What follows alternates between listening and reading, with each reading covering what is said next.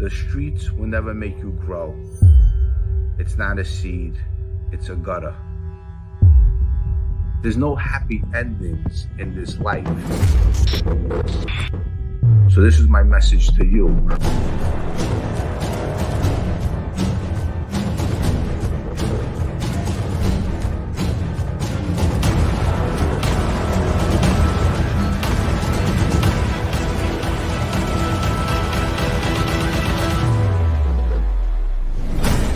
The streets will never love you back.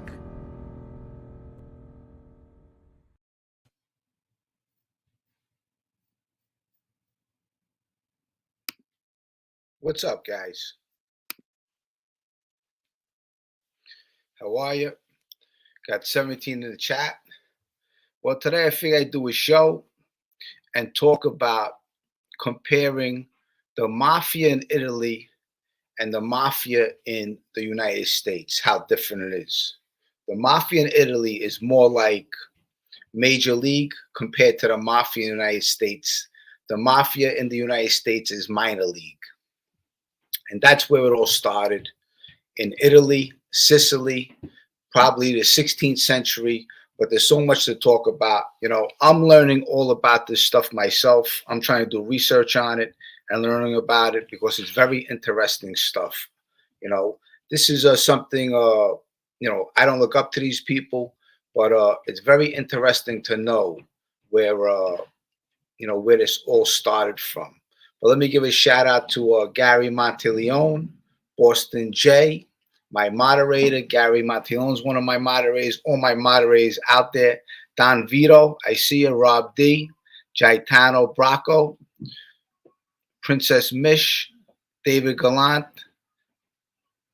Dawn Marie, Benny Bronx, Justin Calderon, 57 people in the chat. I'm glad you made it.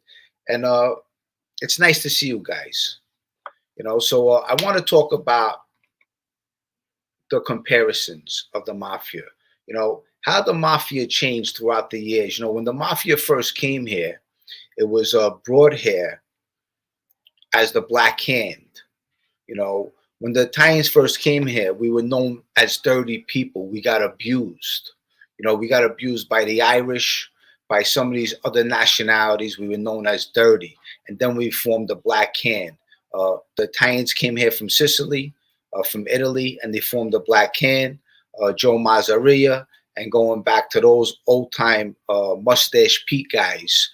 That's when they created the mafia, you know. And the mafia was all for its people at that time, you know. And then things changed along the way, you know. Then they started killing their people, and you know, it was mostly about money, making money. They were involved in everything from murder to loan sharking, to every business there was, the garment district, the garbage business, every business they had their hand in, you know, all the unions, they had everything, you know.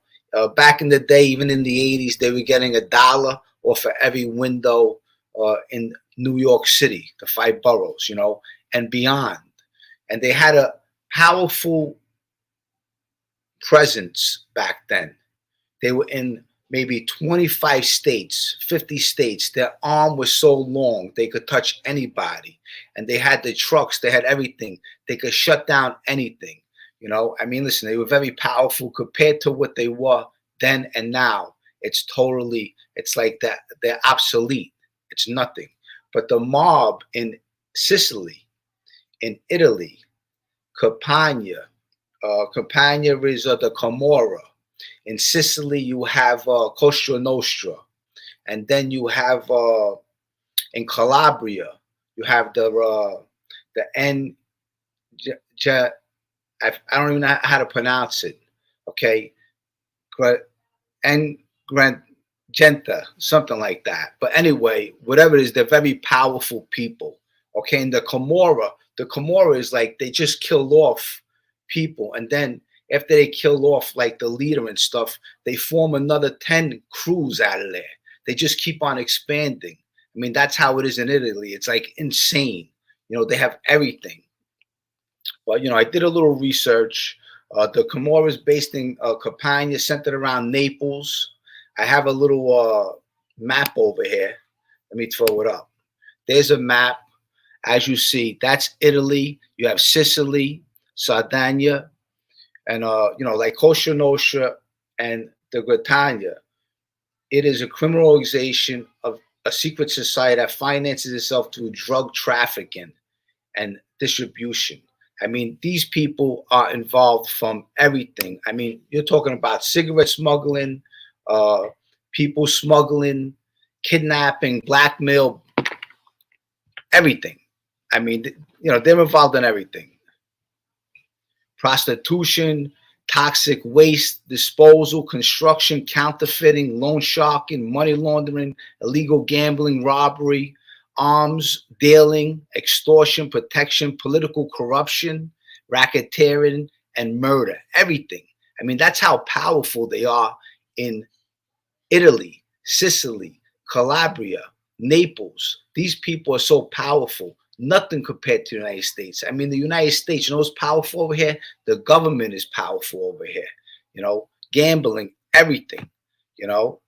I mean, its activities led to high levels in murder, everything. But just to start, look, when you're growing up in Sicily, Calabria, Italy, and these kids are learning to become criminals at a young age, very young. I'm talking about 10 years old. If you ever see photos, these kids have rifles over their shoulders. They're carrying around guns. Their first murders might be 12 years old, and these older guys see them, and what they do is they recruit them into these organizations, and that's how big they become. If you watch the TV show, the Camorra, I mean, it's a great TV show, but like they're not into wearing fancy clothes in Italy. I mean, these organizations, they're more underground. They're not into driving fancy cars. They're driving Hondas and Nissans. They're trying to stay underneath the radar. It's so different over there than compared over here. Over here, the mafia, a lot of these mafia members want to look like they're pretty boys. They want to, have fancy clothes. They want the big houses. I mean, it's totally different. What a different way of life it is compared to the United States. The United States and over here is totally different. But let me check out some comments. And look, I'm just doing research on this. I have a lot to learn myself on all this stuff, but all this stuff is very interesting. It really is, because it's like the people over there, it's like, how do they even get straightened out? I mean, do they have to burn a saint in their hand in, the Camorra or the Ndrangheta? I don't even know. I mean, I don't know that. I know in the United States, in New York City, they burn a saint in your hand, and that's how you become a member.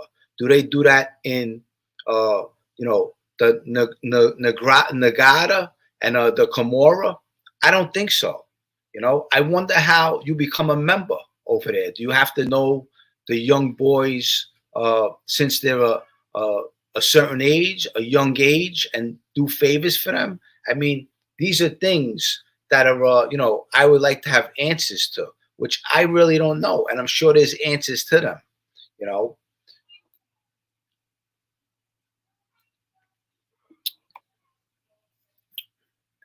LCN News, birth or marriage. Yes, you're probably right.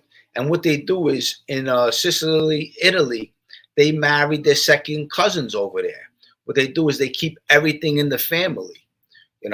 It's a different ball game over there. It really is. It's so different.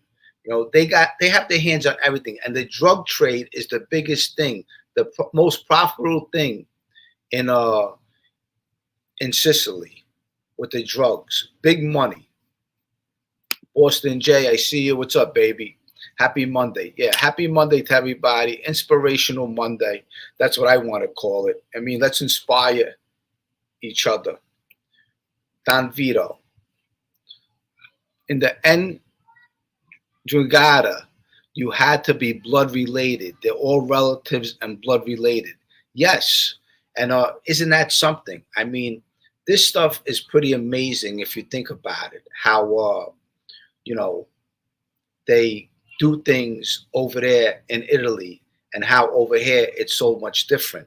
How much do they change things in the United States? You know, I mean, now you don't even have to be full-blooded Italian to get straightened out and to become a member in the 5 New York crime families. Think about that. You don't have to be full-blooded Italian. So someday, you know, a non-Italian will be running the show in one of these families. Think about that. I mean, look at Chucky Porter. Chucky Porter was a Pittsburgh guy. He might have been half Italian. I'm not sure, but his name was Porter. And he might have been Irish. And he was actually the boss in Pittsburgh at one time. So it's so much different, you know. I mean, over there, you have to be full-blooded Italian. You know, they want to know where your mother came from. They want to know where your father came from. It's such a different ball game. And I think this is an interesting conversation. It really is. You know what I mean? Because I want to learn more about it. You know, I don't know not much about it. I just know about what I could read and what I could Google and look up. But it's pretty cool stuff. I see Eddie G's in the house. You know what? So what I'm going to do is I'm going to drop a link, okay? Eddie G, if you want to come on, anybody want to come on, and if you know anything about how the operations and the organizations work in Italy, Sicily, Calabria, Campania, you know, let me know. You know what I mean? Camorra is out of Campania, and, you know, this is an organization where they kill off each other. And then, like, you could kill the boss, and after you kill the boss, like 10 different organizations occur, you know, and they're taking over and they're doing business with people in you know, in Italy, in Sicily. So it's pretty crazy how all this works, you know. But you know, at the end of the day, it's all about money. They control everything, even the politics, everything. They, you know, look, money talks. You know, money's power. I always said that, even in prison. If you have money, you're very powerful. You could get things done. You know, if you don't have money, I mean, obviously you have yourself, and you're going to have to just use yourself to get things done, you know, because you can't trust too many people today. But money's definitely power.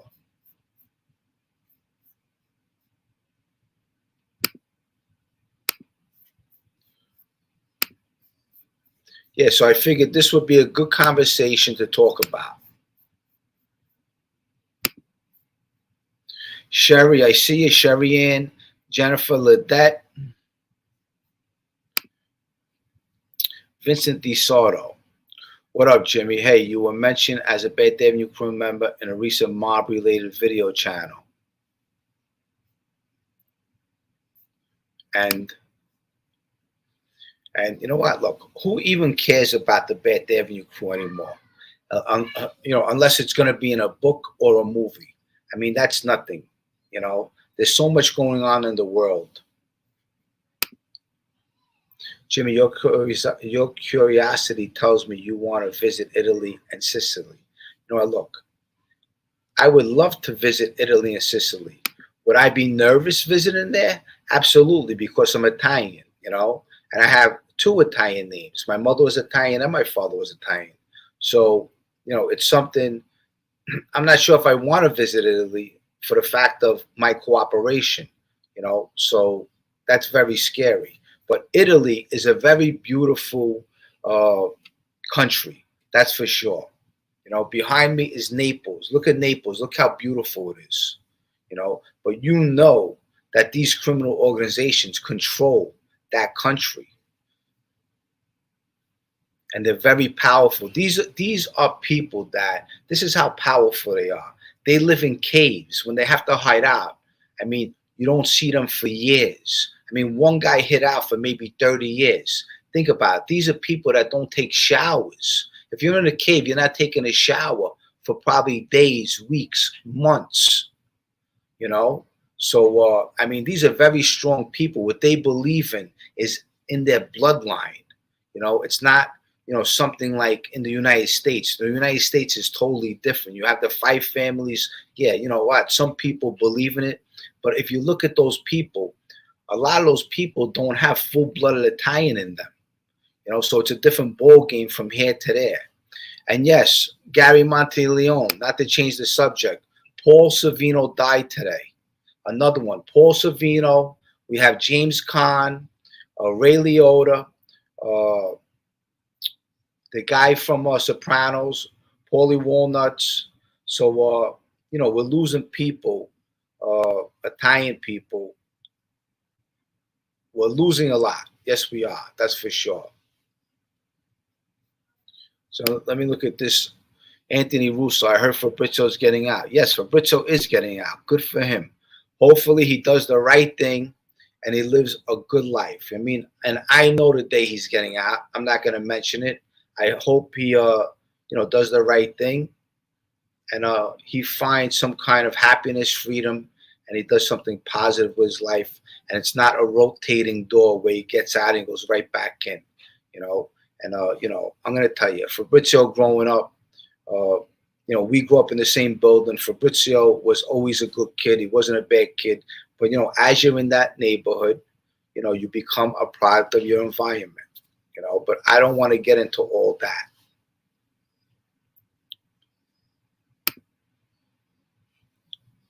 No Italian mob has a Nigerian faction. The Nigerian gangs have to pay the mob to operate just like the Albanians. Oh, absolutely. Listen, in Sicily, Italy, over there, the Italians control everything. I mean, you're not getting away with anything without paying the Italians. That's for sure. They're very powerful people over there. And they mean business. They'll kill you in a heartbeat. And listen, they'll kill families if they have to. It's a different ball game over there. The government learned from them, and the government over here is very powerful. We have a powerful government. Jimmy, I heard that a lot of refugees disappeared in Italy. Rumor has it that the Italian mafia was behind it. Do you know more about this rumor? You know what? I just heard the same thing as you. That yes, what they do is they just kill you, you disappear, they bury you, and that's it. You know what? They go on, they go home, they eat like nothing happened. But there's so many stories about the Italian mob.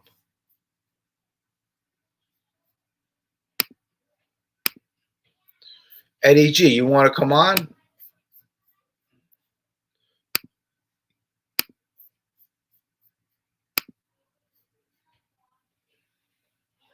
Let's see.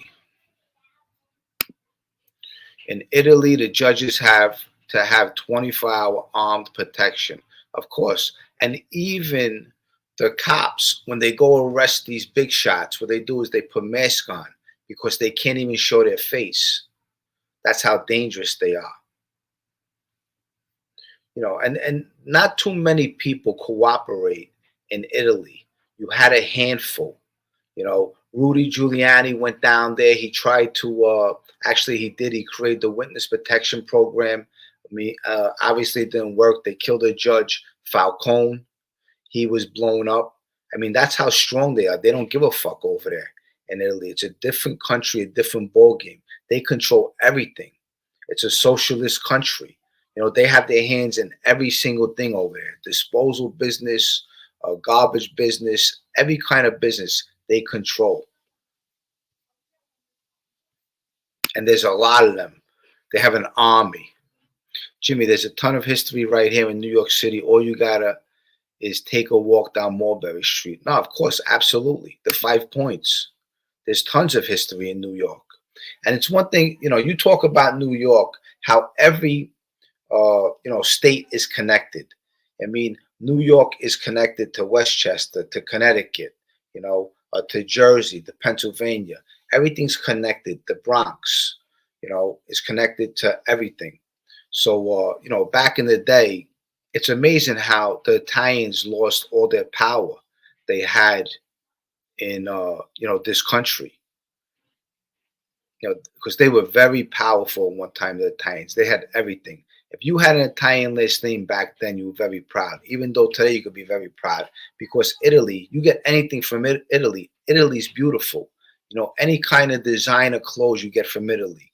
The best jewelry is from Italy. Everything pretty is in Italy. Every single thing. 1 minute.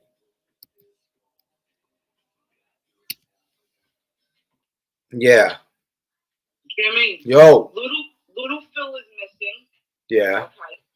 Since 5:30 yesterday, his girlfriend is there, and Gina just told me the girlfriend was shopping, and the girlfriend's saying she's going back to Colombia. And I said, Gina, what are you talking about? I said, I couldn't answer Diane's calls because I was in the hospital with Dominic. At 1 a.m., my grandson had a convulsion and had 104.6 fever. We were in the hospital. I'm exhausted. I got 3 hours sleep. All right. Well, I'll call you back. Because I'm live. All right, bye. Bye. Okay, I'm back, guys. Don't know if you heard the conversation, but that was just a family member calling me. But have I ever been to Sicily? No, I have never been to Sicily. No. I would love to go to Sicily. I have a passport. You know, that's something where I'm up in the air with it. You know, I definitely, you know, my grandfather came to this country. He was 1 year old. I would definitely love to visit someday for sure, Richard Morella, for sure. Let's see. The I always have a hard time pronouncing that word. The Ndrangheta are bringing in 60 to 70 billion a year. They import 80% of cocaine into Europe, and they have their hands in major business and corporations. Yes, very powerful people. And that's true because the cocaine business is a very big business for them. So I'm glad you brought that up. Sally Botts, 187th Street, 1999. Love your show, Jimmy. Keep doing your stuff. Thank you, Sally Botts. I appreciate it. Thank you for the kindness. Very kind of you. You're the best. If you want me to give a shout out on anything, reach out to me, jimmycalandra@gmail.com, and the real Jimmy Calandra @gmail.com. I love to advertise something for you. Jersey Girl, best shoes and handbags. They have best everything, best jewelry, best designer clothes, everything, best whatever they design, whether it's furniture, glasses, anything. Italy, one thing about Italy, everything over there is unique and handmade, very expensive, very beautiful. Yeah, you know, I love the Italian people. Just in this, in the neighborhoods over here, it's just a lot different because, the Italians, and you have a lot of good Italians, but you have also a lot of bad Italians that grew up, in the neighborhoods. And people look at, for example, how they say Jimmy, looks at himself as a victim. No, I don't look at myself as a victim, never in my lifetime. But these people victimized me. And this is the reason why we became the Bath Avenue crew. These older guys victimized us. Okay, so we had to stand up for ourselves. And that's why we formed the Bath Avenue crew. And that's the truth. These guys, when they get straightened out, what they do is they use that button and they use it to victimize other people in the street. And this is where I disagree with a lot of people from my neighborhood, because my neighborhood was not safe. Okay, it was safe if you were one of the guys in the neighborhood.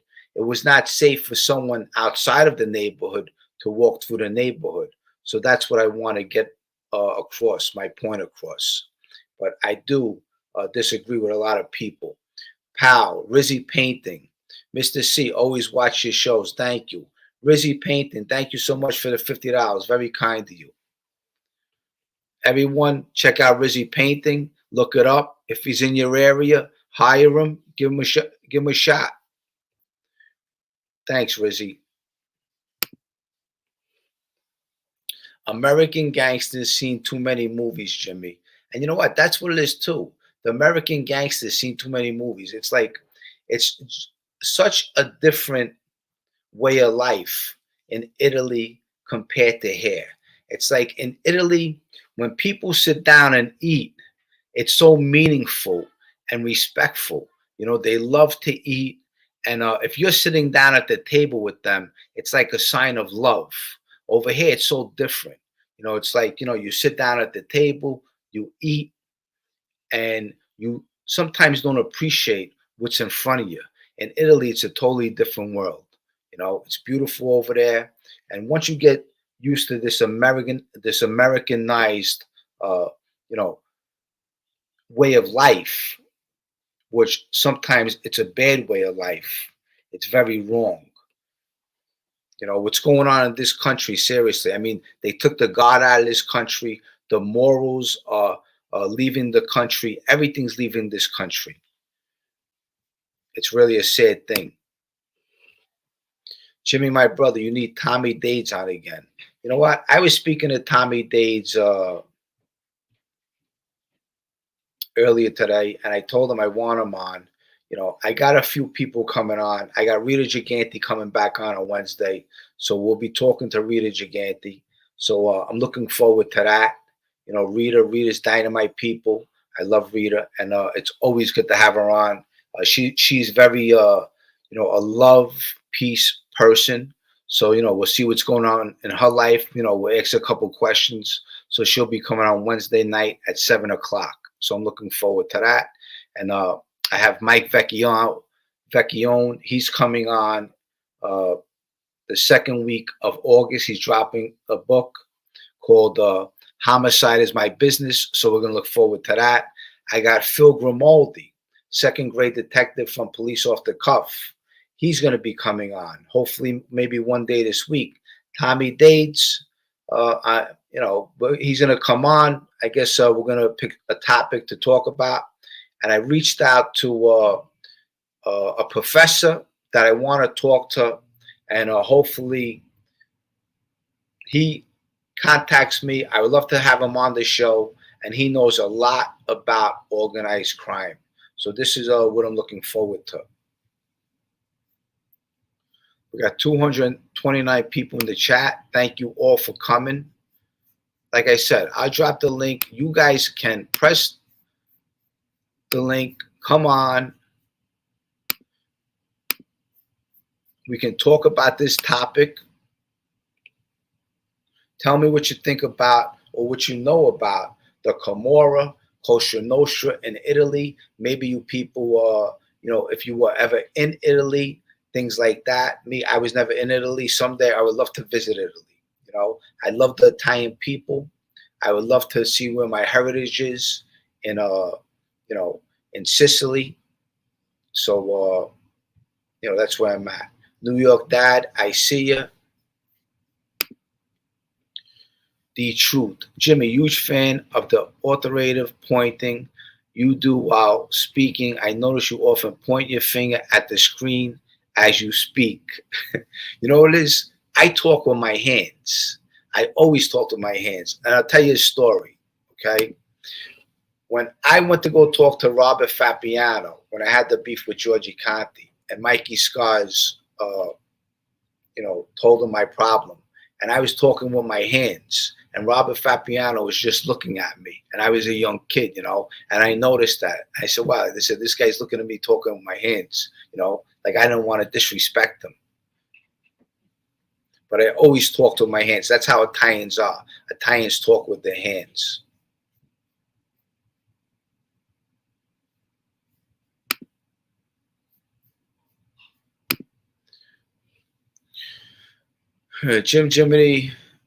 Jimmy, my Brooklyn friend.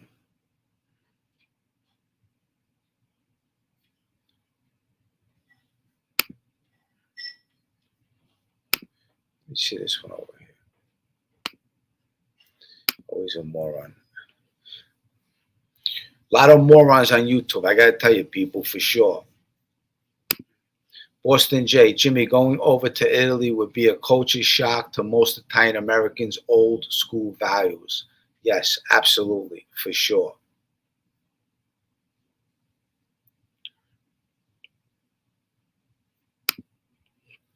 Can't wait to see Tommy Dade. So tell me, whatever happened to Carmine Embriali? You know what? I don't even know what happened to Carmine Embriali. I'll tell you the truth. You know, I put his number in my index. I forgot what I put him under. And who knows? Hopefully we could get him soon. Do you have any contact with Chris Paciello? I have no contact with Chris Paciello. Chris Paciello is living his life. God bless him. And, you know, I wish him nothing but luck and success in his life because he's doing the right thing by not staying in touch with anybody. And that's the smartest thing to do. Don't stay in touch with anyone from your past. Make new friends in your life. Create a new circle. Because anyone from your past probably don't belong in your life no more. You need to move forward. That's for sure. Chris Parks. Jimmy, what new interviews are coming up?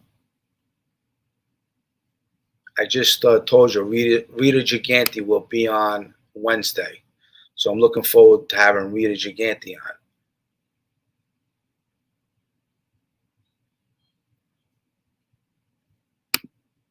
Eddie G, I'm working it out with StreamYard. Yeah, if you could get on, get on. You ask anybody about Lefty from Mulberry Street in all the 5 boroughs I'm known. Forget about it. Name the movie, Jimmy. JT. Now, look, let's talk about how different organized crime is over here compared to the homeland. Okay, Sicily, Italy. You know, you have the Camorra, you have the Ndrangheta over there. That they're from Calabria. The Camorra is from Campania, and you have Cosa Nostra is from Sicily. Okay, now it's so much different because, you know, over there they're not so flamboyant. You know, take a guy like John Gotti. You know, John Gotti was the boss of the Gambino crime family. He killed the boss, and he just walked around very flamboyant. You know, everyone knew he was the boss. It's so much different. It's like, you know what? I don't even know if a boss over here, I'm sure some bosses, you know what I mean? I can name some bosses over here that are full-blooded Italian, that actually speak Italian, can get a sit-down with people in Sicily. But there's not a lot of them that can actually sit down with a boss from Sicily, the Camorra, Cosa Nostra, or you know, the Ndrangheta, because you know, those people are very powerful. You have to be very high ranked over here and very respected to even sit down with any of those people. I can tell you that 100%.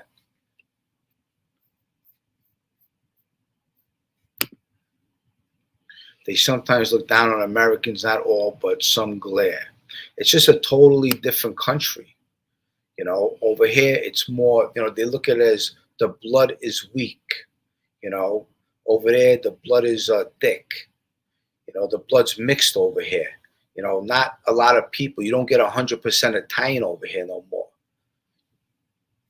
You know, all you need is an Italian last name to get straightened out and become a member of organized crime. Which organized crime, in all honesty, what is to it? You know, you become a member of organized crime for what? What are you joining? Jimmy, I'm also a father of 2 girls. How do you feel about Republicans taking away abortion rights, even if the girl is pregnant from rape? Well, that part I definitely don't, you know, agree on. You know, I think I don't want to get into politics, but I think when it comes to something like that, that's a totally different story. But one day we could talk about that. Big Jimmy, what's up, buddy? Kansas City, rainy today. We need it though. Yes, it rained over here too. Can you send me a different link? Okay, let me invite Eddie G. 1 minute, guys.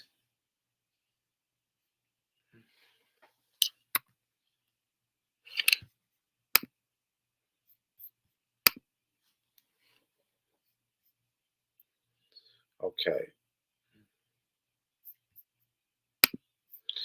Eddie G, I sent it to your email. Okay, try to get in. If you want to come on, let me see Sherry Ann. Sherry Ann, where is that older gentleman who was always on? I don't see him. He was a good guy, smart, lots of wisdom, but I can't remember his name. I hate that.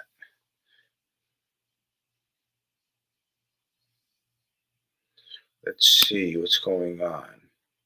That's not what happened. It's left up to the stage. People can. Okay, I'm not going to talk about that.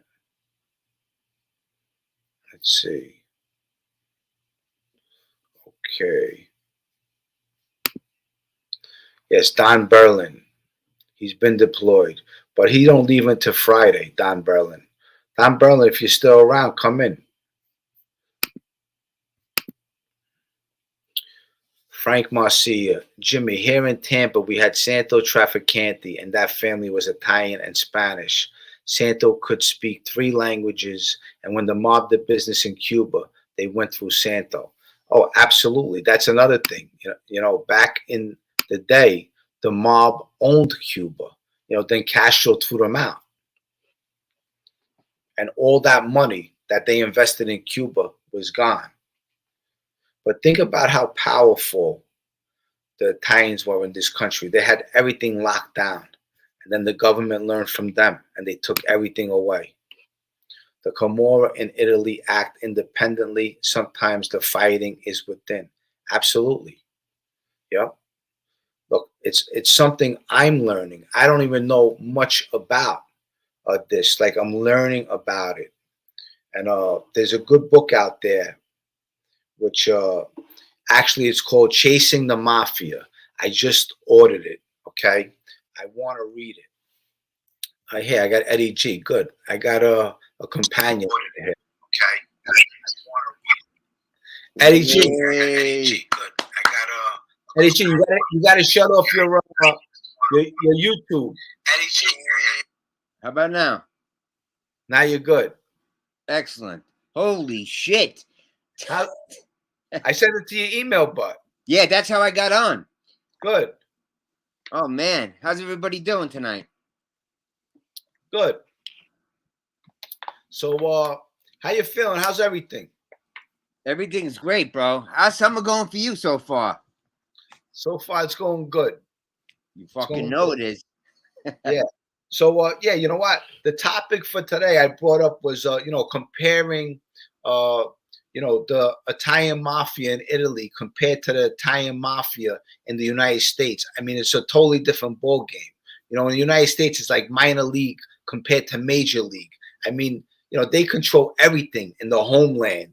Compared to the United States over here, you have the Fife family. They're just struggling to survive. I mean, they're just making guys just to stay strong. They're cold-hearted over there, bro. They hang judges off bridges over there. That's what the mob does over there. Or they blow them up. Yes, absolutely. It's crazy. So as Italians in Italy keep it in their immediate family members, clans, the country has less structure, central and south, and took things in their own hands. But Italians there hate the mafia.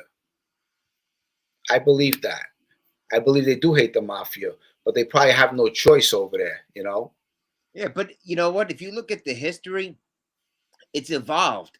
At first, the mafia developed itself because it was helping the people against the government, against the what do you call that? The monarchy. And Mussolini hated the mafia. And if it wasn't for the mafia helping us out and Charlie Lucky, World War II would have been a little bit longer, would have went differently, I think, So that's true too. And you know what? And it all started with Mussolini too. Think about that, Jimmy. Mussolini was an editor for a newspaper. That's what he did before he became fucking dictator. And he got traction. Talk about that was the big thing back then. That was social media, the newspaper. That was what we're dealing with now. So whatever people read, they believed.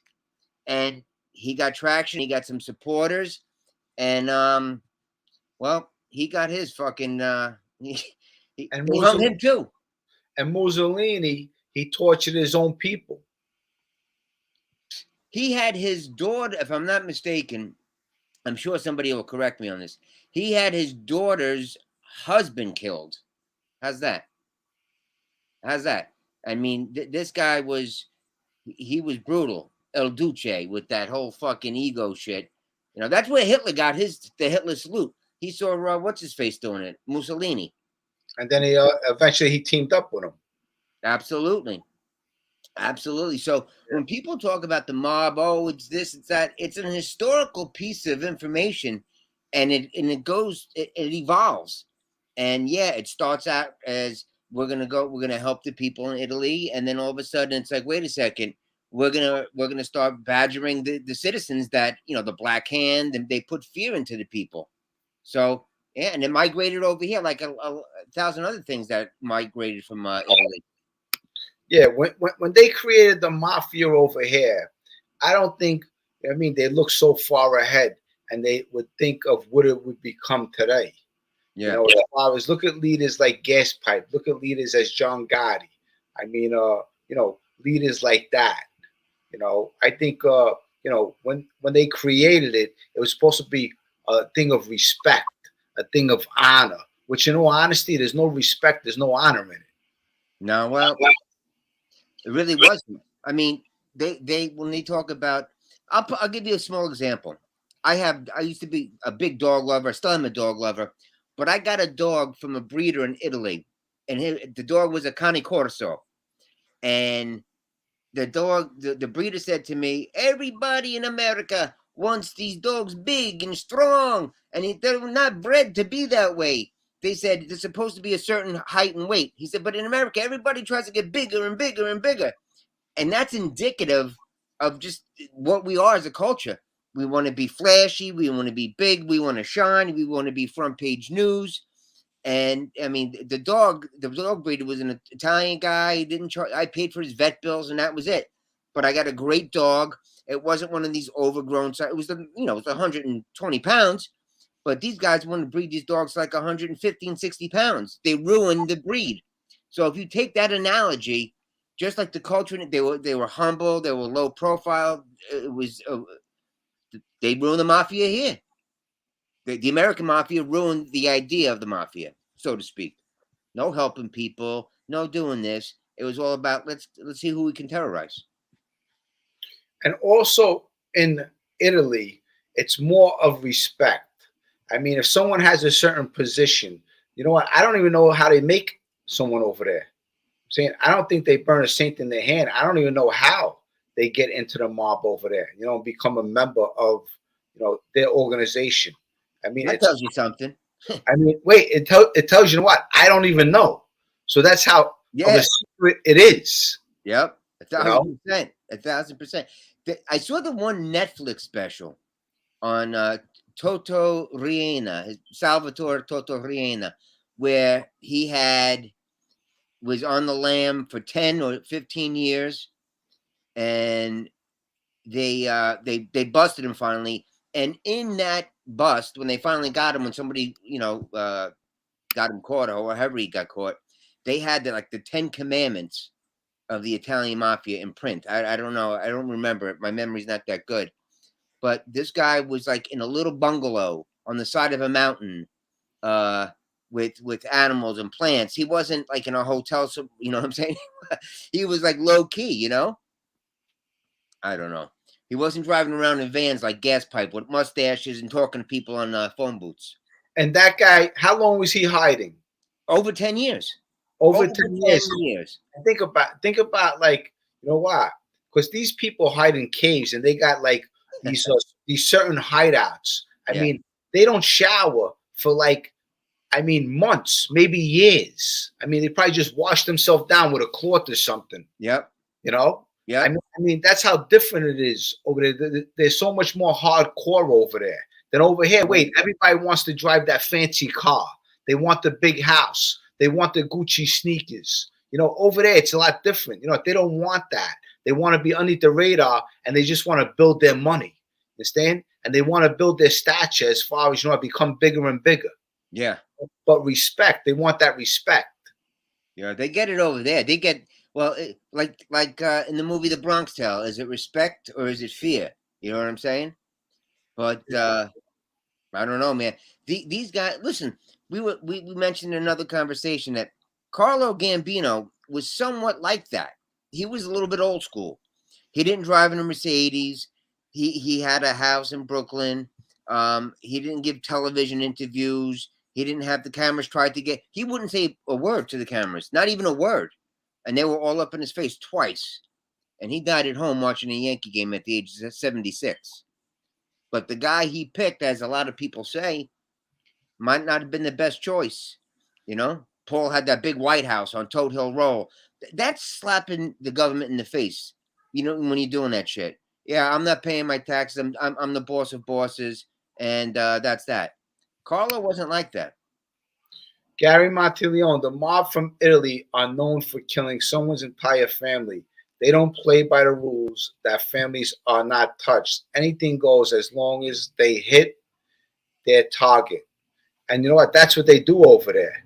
You know, I mean, because the laws over there are a lot different than United States laws. You know, over here, United States is the gangsters. I mean, they learned from the mob. Yeah. You know, I mean, you do something wrong, the United States, they come with the fucking army. You know, I mean, they don't care how tough you are, how big you are. They're coming to get you. Big time. And that's only half the stuff we see on the TV. They do what they want to do. They're the lawmakers. They're the kingmakers and the lawmakers, bro.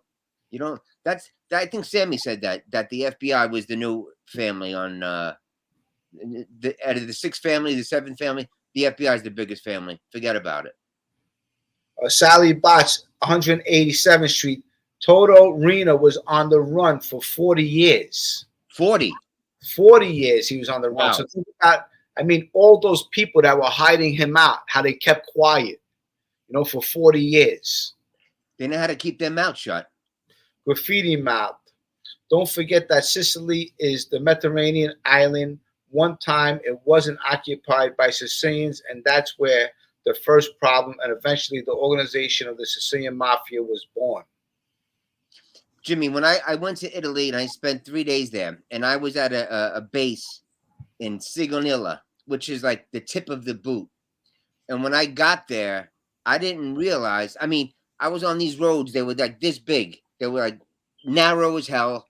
And there was sheep and shepherds and farmland.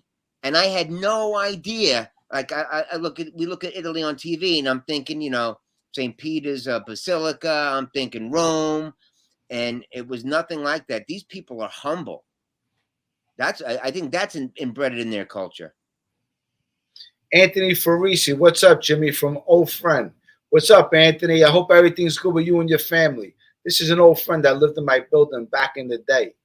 I mean, I'm going back maybe 40 years, right, Anthony? Well, I hope you're doing good. Good for you. That's funny. Yeah. So he hid out for 40 years. Could you imagine that, hiding out for 40 years? That's crazy. I mean, that's a lifetime. I mean, think about it, because you know you can't stay in one spot. So you have to go, we're going to hang out over here for a minute. I'm saying, then you got your bodyguards with you. You don't know if they're going to turn on you, you know? Yeah. I mean, you know, some of them are loyal because they're in it for the money. And, you know, they're going to protect you because it's in their blood over there. Absolutely. The one of the people in the chat was saying that families are like you have to be blood related over there. Yes, that's what they said. Yeah, the Granada. I don't know how to pronounce that word.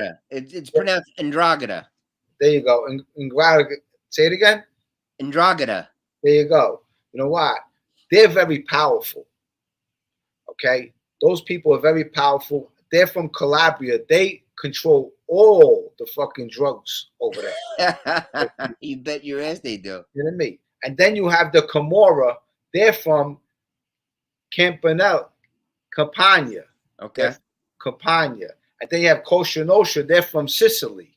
So it's like you have these organizations. Wait, and there's thousands of them. Yeah. And they're just growing and growing, and they're strong and they're powerful. Yeah. They don't, when they take somebody out, they don't care about collateral damage. That's why when they blew up Frankie DeChico, and I read in a book that Chin wanted to use a bomb. Now, normally they don't like doing that because of innocent civilians, but they wanted to throw off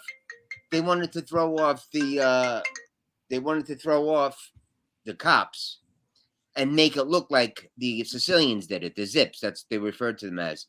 So they figured maybe the Zips blew up Frankie DeChico. They wanted to throw that little that game of chess in there, and that's why they did that. That's as far as the Gas Pipe said in his book, I believe. Wally Peanuts, hey Jimmy, you need to make it down to Nashville sometime, and we'll show you some true Southern hospitality. You'll be a king down here, sir. Thank you, Wally. Absolutely. One day I will definitely come down and we'll hang out. You know, just give it a little time. I'll make it happen. Thank you. So, how was Vegas? Did you like it? Oh my God. Let me tell you something. Talk about royalty. Vegas was a trip, bro. Vegas was a once in a lifetime experience. Hey, no balls, no babies. It was great. We did. We had a nice time, didn't we? Oh my God. It was, listen, what we did in that time period, most people don't do in a lifetime. We squeezed everything in. We were hanging with some great people. It was awesome. It was awesome, bro. It was awesome. I missed that health spa. That was right up my alley, bro. That was fantastic. It was a fun time. And I want to give a shout out to Chaz Palminteri, all you people out there watching my channel. And, you know, if you're a family member of my channel, give Chaz Palminteri, you know, go check him out. Go give him a sub. Go follow him because he really is a great guy. I'm telling you, he's a great guy. He's growing his channel. He's very witty. He's very generous. And you know what? We had a nice time with him, didn't we, Eddie? Oh man, let me tell you something. My takeaway, first of all, Chaz is a gentleman, and Sandy Blue Eyes, just as much as gentlemen. They were real people. They had none of that Hollywood fake shit about them.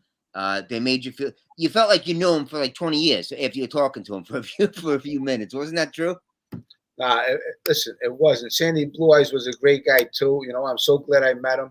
You know, and when they met us, you know what? They welcomed us with open arms. I've never been. Listen, that was a high class. It was beautiful. It was done right. And let's not forget about my Uncle Mo.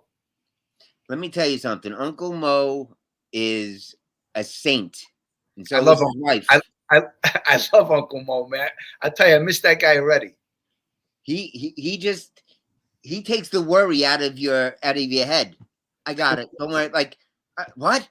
Like I never. No one ever treated. Listen to me. My father never treated me that good. Tell me about a class act. He's one of the best people I've ever met. I just I don't know. He is an uncommon man amongst common men. 1 in a billion. Yeah, and let me tell you, he just he touched me, bro. You know, it was, and I love the admiration that and the camaraderie. He makes you feel welcome. He loves you, and I love that you love him, and that was a good thing to experience. You know what I'm saying? I'm like, oh, this is the best. I spoke to him yesterday. He's great. I love him. Oh wow, fantastic. Phil Grimaldi. Hey Jimmy, what's up, Phil? Phil, whenever you want to come on, you know, let's talk. Maybe we could do a show one day this week, and you know, I'd love to have you on. Yeah, the Jimmy, I don't know if you told anybody, but I can't even pronounce how many meals or count how many meals at that Japanese sushi place. You were Wait a cooking second. beef Hey. on a rock. I was eating everything, no? Oh my God. It was, I'm allergic to shellfish, and I'm sitting there, you know me, with my chicken and broccoli, and I'm on my strict diet, and they're coming out waiters, filet mignon, whatever they were bringing. But that was Uncle Mo. Uncle Mo took care of that too. And Osmond too. Let's not forget about Osmond. But how about when I tell you, so listen, hey, you know what I mean? You're making plans to go somewhere. No, we're going to dinner tonight. Yeah. And you know what? Everybody wanted, well, on his end of the thing, everybody wanted to spend time with him, and he wanted to spend time with you and me, and that was nice. That his time is valuable, Yes. very valuable, and he set aside that time for us. And I don't know, he's And a he good don't man. want and he don't want no recognition for nothing. No, absolutely not. He just So, wants to be. He wants to do the altruistic thing in life, and that's be helpful where he can be helpful. But let me ask you a question. What about that Beatles show, Love? the best. It was the best. That was I was speechless. I never saw it. Just to let all the people know out there that there's no show like a Vegas show. And Eddie put that show. You know what I mean? I had no idea of going to see a show. All of a sudden, Eddie called me and said, "Yo, you want to see a show?" And you know, we went to go see a show, which was, you know what, one of the greatest parts of actually going there, because there's no show like a Vegas show. Sure. For sure. For sure. It's the best show in Vegas. Yeah, I don't care if you absolutely. like the Beatles, you don't like the Beatles. There's so many things going on. It's breathtaking. But what was funny was the second night we met up with Chaz and Sandy, they're like, "Hey, fellas, what are you doing? Where you going?" And we're like, "Why don't you take in a show?" Yeah, we were walking through the casino, and all of a sudden we seen Sandy Blue Eyes and Chaz, and I'm like this. I'm like, "Oh, hey." They said, "Hey," you know, they said, "Oh, what are you doing? You know what I mean, how many more days you got here?" And now we're going to see a show. And then they said, "Oh, yeah, we just seen that show. That show was great." But listen, running into Sandy Blue Eyes and Chaz Palminteri, listen, was a memory of a lifetime. Okay, Yeah. everything that day was perfect, and those two guys are, you know what, gentlemen. I couldn't say it any better. Listen, these guys are men. They're men's men. I really, they're just really, they're as real as they can be. Absolutely. I've met some people in that industry over the years, and on your first meeting, when you meet somebody, they're not like that. So whatever was done prior to us meeting them, Uncle Mo, call it Michael, you know, it just worked out perfectly perfect. Yeah, Worked out perfectly perfect. it was a great time for sure. Without a Sandy doubt. Blue Eyes is a great guy. I love Chaz. Catch their TikTok word of the day skit they do. Yeah, we gotta check them out. Sandy Blue Eyes, sharp dresser too. Yeah. Chaz and Sandy Blue Eyes are genuine and decent people who treated me and my family fantastically. My niece was a cast member in the Broadway show The Bronx Tale, and even was a guest at her wedding. Beautiful. Beautiful. Great guys. But yeah, so you know, getting back to this you know, comparison from the Italian mob in Sicily and the mob in New York, it's just a totally different ball game. And you know, I want to learn some more about it. I just ordered a book called Chasing the Mafia. Okay. So you know, I want to check that out. I want to learn more about the mob in Sicily, how it's run, because you know, it's just very interesting. Mm. I think when you talk about that, Jimmy, the egos aren't like the egos here, like you said before. You know, no one's getting $2,000 Brioni suits and getting their hair cut every day. A barber showing up at a club. Over here, even the guys who cooperated and that were made, they still think that they're wise guys.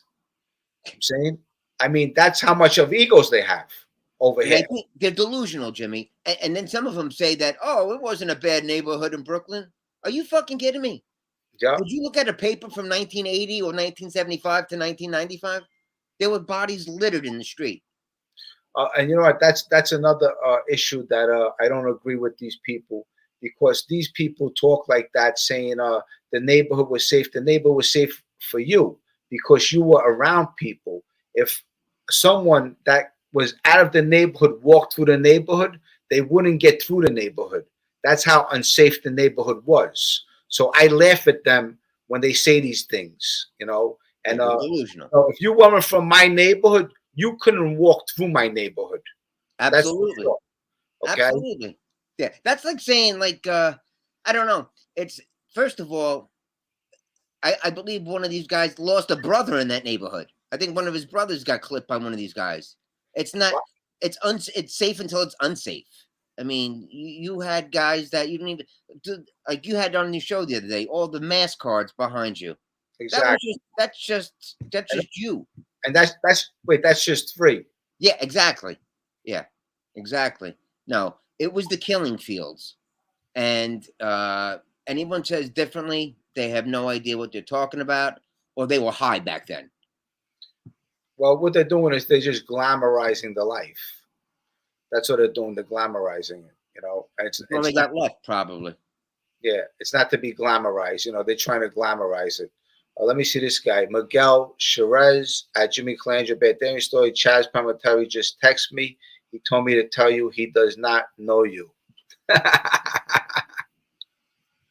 a funny one. Yeah. That's good. Hey, listen. Somebody said to me when we had that picture, they were like, "Oh, that's a wax figure," and then they saw like the 3-4 more pictures. It was funny. I didn't realize Chaz was so tall. I know. Graffiti map, or maybe they really weren't involved with as much as people think they will. You know. That's But you know true. what? Look, you know what it is? Everyone wants something to say. They want to voice their own opinion, and everyone grew up a lot different. Some of them weren't in the clinches in the street. I'm saying they were more hiding, and they weren't that deep involved in the street. Where you know what? They went to prison. They got you know, they had to pull out a gun or protect themselves, hit somebody with a baseball bat. They didn't have those problems on the street because you know what? They walked around with their head down and they were just quiet and just, you know what I mean, hopefully they could just get down the block. A lot of those people, seriously. Yeah, no, you're right. You're right. They're Something- outliers. They're not. Listen, every general will say, "Oh, it wasn't a bad battle," but ask the guys on the front lines. You know, if you're not on the front lines, you don't know what's going on in the war. Mike the Printer, outsiders will go to your neighborhood to cop and then leave immediately. 100%.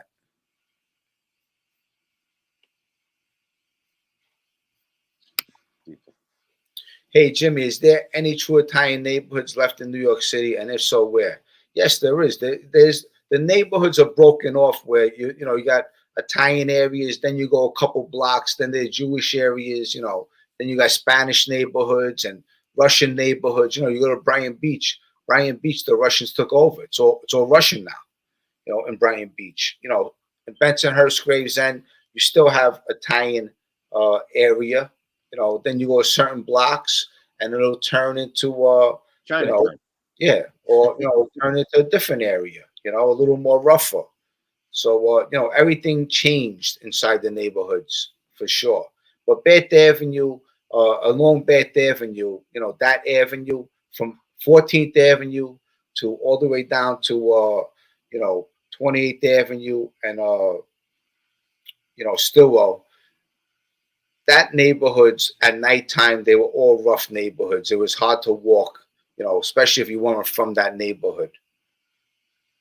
But there was always something crazy going on too, because you remember something back then. Everyone hung out on corners. Amen. You know, I mean, so to even drive through the neighborhood, I had my friend Carlos. He said, Jimmy, he said, when I used to ride my bike through your neighborhood, I used to just keep on going. I wouldn't even look at people. I just keep on going. You know, and it's true. I mean, you know, you can't drive through people's neighborhoods back then.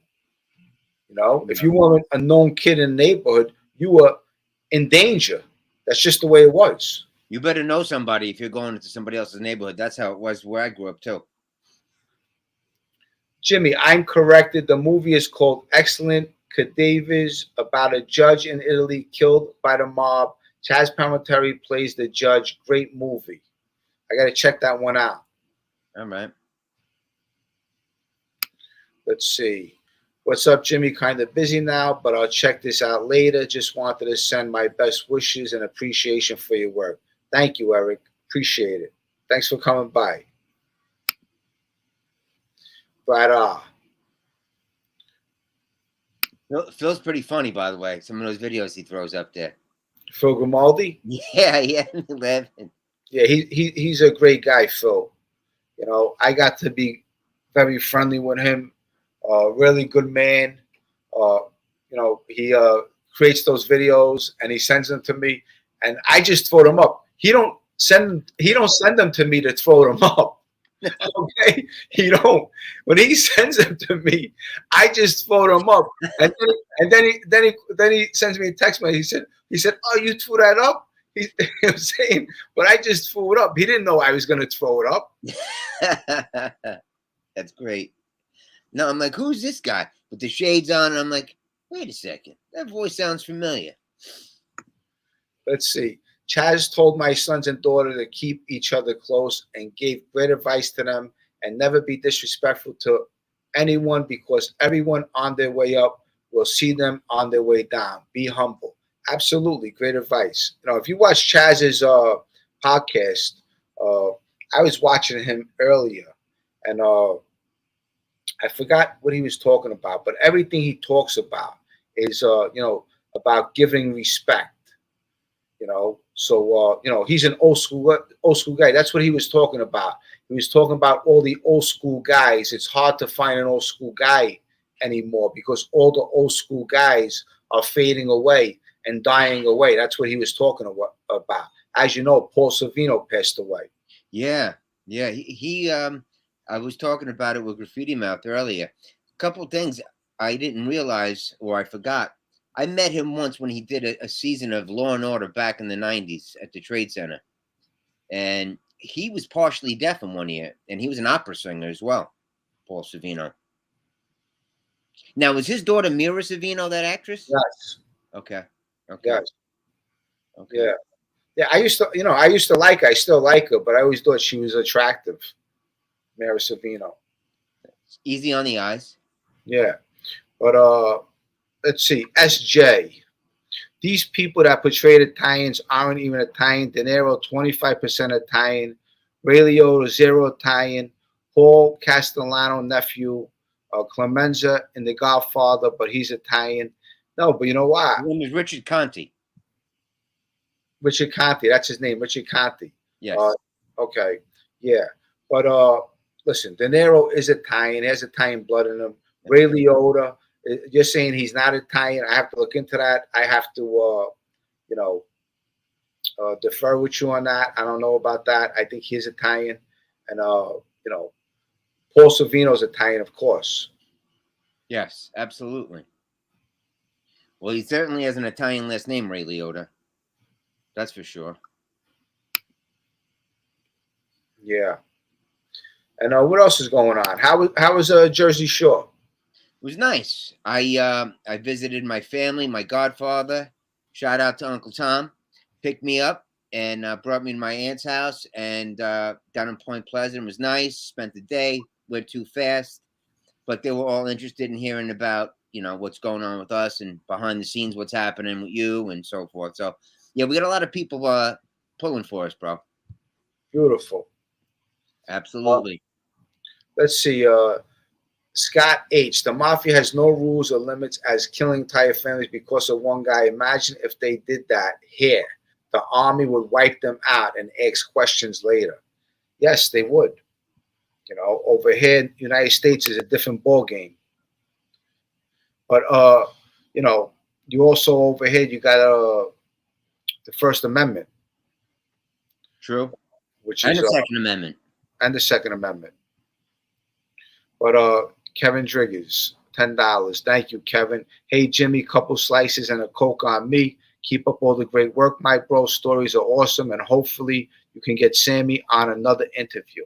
I don't know. You would have to reach out to Sammy. I don't know. I would love to have Sammy on. You that's on Sammy if he wants to come on. You know, I actually spoke to Sammy. I think it was last week or something. I was on the phone with him for a minute or something. Just saying hello, stuff like that. But I would love to have Sammy on. Yeah. Uncle Mo should talk to Sandy someday, maybe. Yeah. Brad, YouTube, you gotta watch it. It will blow your mind. Real life shit, Jay, in Italy. Please check it out. Let me know how tough people are. Beats me on that, man. Yeah, I think he's basically saying in Italy, it's a lot different than United States. I mean, over here, look, even the YouTube wars and things like that, it's all, kid in the park stuff, how Yeah. people want to knock your name and, they don't even know you from a hole in the wall. People don't even know you from a hole in the wall. Wait, and they're talking about you. Yeah. From a hole in the wall. They never met you. Yeah, exactly. They see a 2-minute clip where they see somebody else spilling lies out of their mouth and they take it as gospel and it goes viral. They don't even know you from a hole in the wall. I'm saying, and they have your name in their mouth. They never met you. You never seen them before in your life. You never even bumped into them. Yeah, absolutely. And here's something. I don't know about you growing up, but when I was growing up, you had to watch what you said. If you said the wrong thing, you could have some knuckles on your teeth just for saying something fucking off color. Was that? I mean, I don't know. Was it just me back then, or was it like that where you were growing up? Listen, of course. Back then it was a totally different ball game. Mike Panzera, interesting stories tonight, Jimmy. You are the man. Great to hear about Vegas. So cool. Thanks, Mike. I hope everything's okay with you and the family. Hopefully I get to see you soon. The thing people don't realize, and maybe some people do, is when you meet somebody in that caliber, who's a public figure, is well known. Sometimes they have things going on. Sometimes they get interrupted every time they're trying to eat a meal or a dinner, and they can come off the wrong way.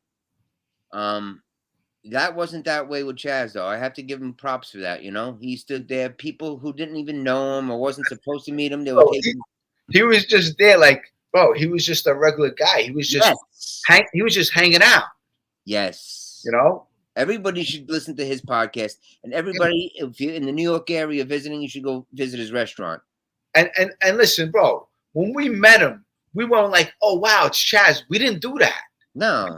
We just say, you know what, hey, nice to meet you. I'm a fan, stuff like that. I mean, of course, we hugged him, we kissed him goodbye. Listen, hey, it was a pleasure hanging out with you for a little while. I'm saying, listen, we went to go do our thing.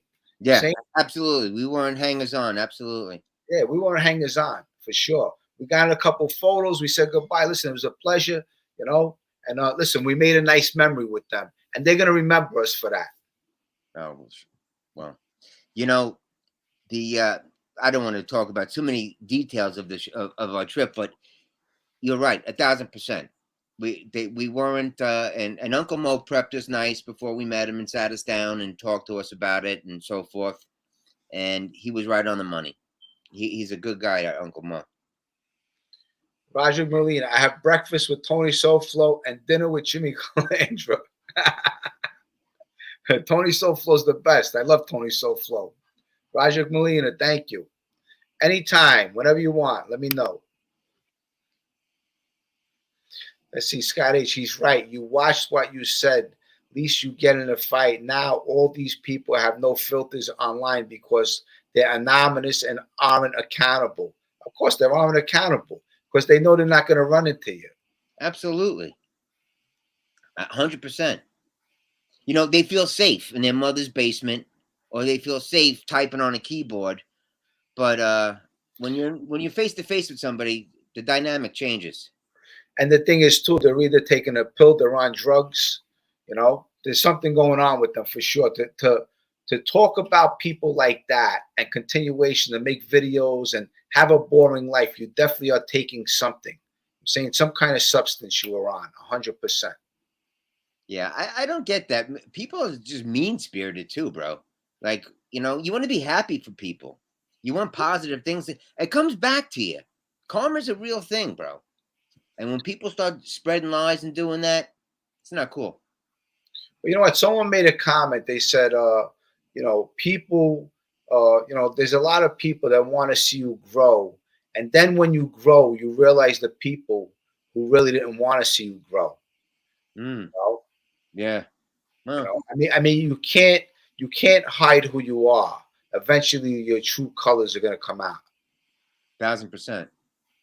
That what doesn't come out in the wash comes out in the rinse, Yes, absolutely.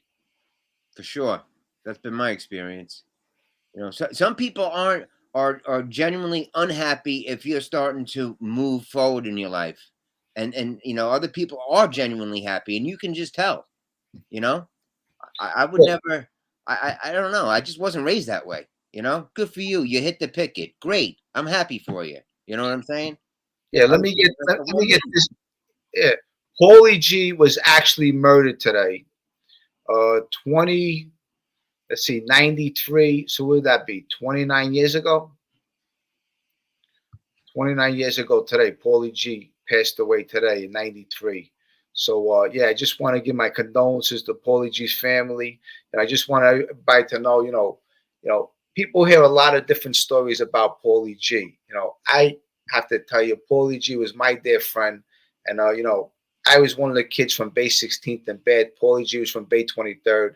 And he was very close with John Polio, before John Polio was murdered. He got a memory piece of John Polio once John Polio was murdered, and he didn't care at that time. Then we find out later on that Georgie Conti was involved in killing John Polio. And Paulie G was the type of guy, he was a tough kid, and if he was your friend, he was your friend to the end. He would never, ever kill his friends. And in that life, unfortunately, you know what? It's either you become victim or you become a stone cold, hearted killer. And you know what? He was actually both. He was a victim of that community, that neighborhood, and he had to, become a killer because if not, then you become a victim, and that's how the neighborhood was ran. So, today I want to give a memory to Paulie G. I'm always going to love you. I'm always going to talk good about you. You know what? You were a true good friend of mine, and you know what? I'm always going to remember you and talk good in your name. So, rest in peace to Paulie G. Amen. Say a prayer for him and his family, for sure. The thing about that, Jimmy, is easy when you're at that age. I was talking about this. You either prey or you are a predator, and that's how it is in the street. And if people see that you're a predator, they may think twice about coming near you. So if you're just not, I always tell people I'm a good guy, not a nice guy, and there's a difference. And So look, and growing up, when we were growing up, we were bullied.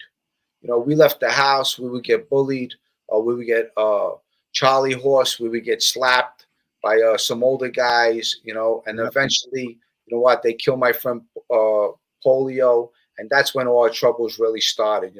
Paulie G stepped up to the plate. He became the leader of our crew, and it's just it's a shame what happened to every single one of us, because the outcome was all our lives were carved in stone, our destiny, who went to jail, who cooperated with the government, who was murdered. I mean, nothing good came out of it. We were just a bunch of young kids at one time, taking a journey, having a nice time, and eventually, all of our lives were destroyed. And that's just it. I mean, and I'm not playing no victim, no victim. No, of course not. I'm doing good in my life, and but I just don't want to. I want to pass it on. I want to tell Yeah. my story, not your story, my story of what I went on in my life, instead of the friends Amen. I lost and the things that went on in my life. So you know what? Everyone can have their own story, but I have my story.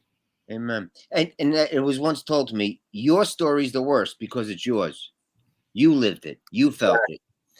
So these guys, we talk about gangsters and mobsters.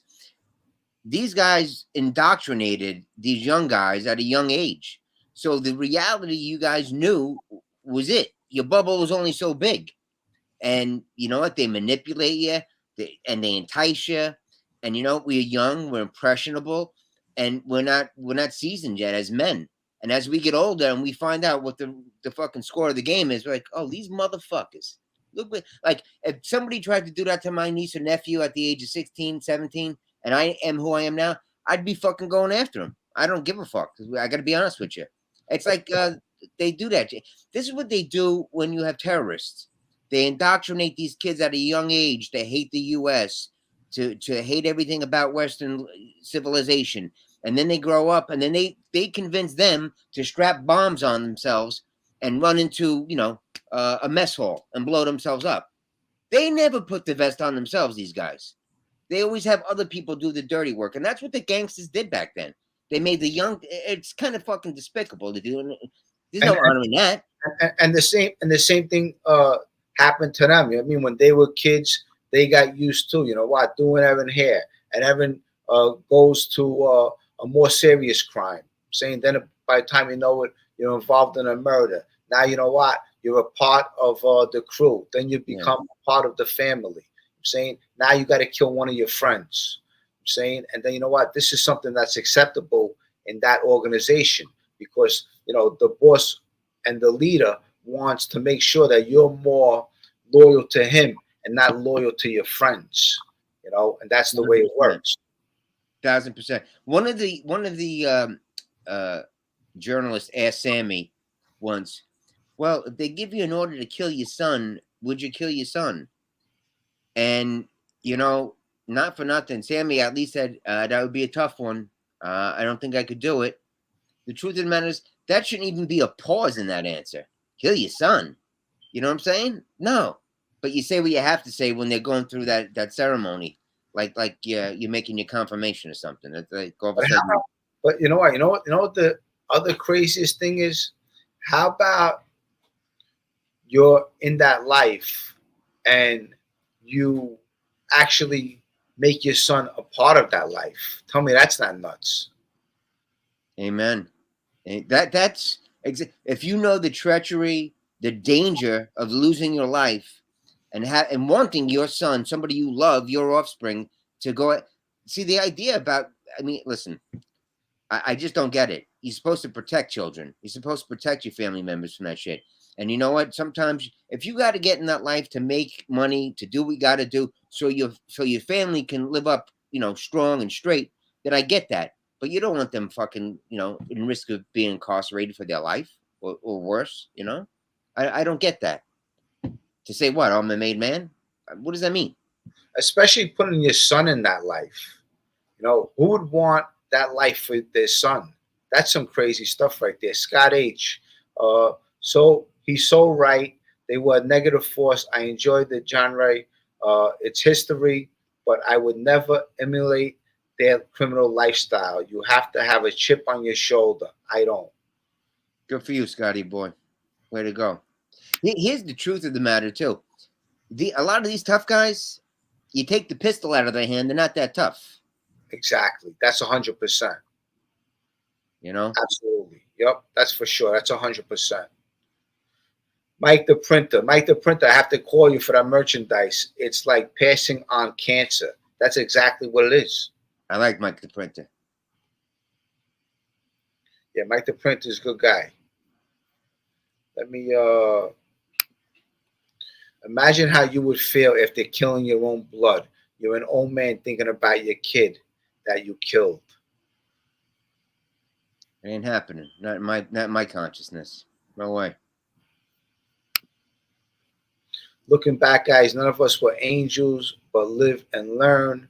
Up here in Canada, song remains the same, never ends. Well, looking up to the wrong people. Yep. Amen. That's Amen. For sure. Listen, that was our culture. That was our history. That was a reality. Cosa Nostra. That was embedded in the fabric of our lives. Like it was part of it. You knew who was who, and that was a real thing. That's not the way it is today. And the people who think it is haven't been updated with life. It just does. The guys that show up with blue windbreakers, those are the real bosses. Absolutely. Yeah. No, you're right. Absolutely. John Cass. I am from Italy. The difference between the Italian one and the American one nowadays is is that the Italian one is bigger today and far more infiltrated in the government than the American one. And that's deep right there. It's far more infiltrated into the government. That means they control the government. You know what? This was in a video I watched. The guy was talking about when John Gotti had a meeting up with Chin. I think Sammy brought it up too. He was all proud to tell Chin, yeah, 1988, my son got made. And Chin, his response was classic. He's like, sorry to hear that. Which was, was very telling, No, absolutely. Yeah, that's when John told the Chin, I straightened out my son. And the Chin said, I'm sorry to hear that. Because the Chin was a very smart guy. But did you ever know any connected guys in Pittsburgh? Yes, I did. I did a little time with them. Chucky Porter, Billy Porter, a few other guys. I think the Pittsburgh family was called the LaRocca family back then. Mike to print a new shirt and hat samples to you this week for review and approval. Meet up after review. Yeah, definitely. I want to get that new merchandise. I'm working on this website. Hopefully, I'm going to get this website going up soon.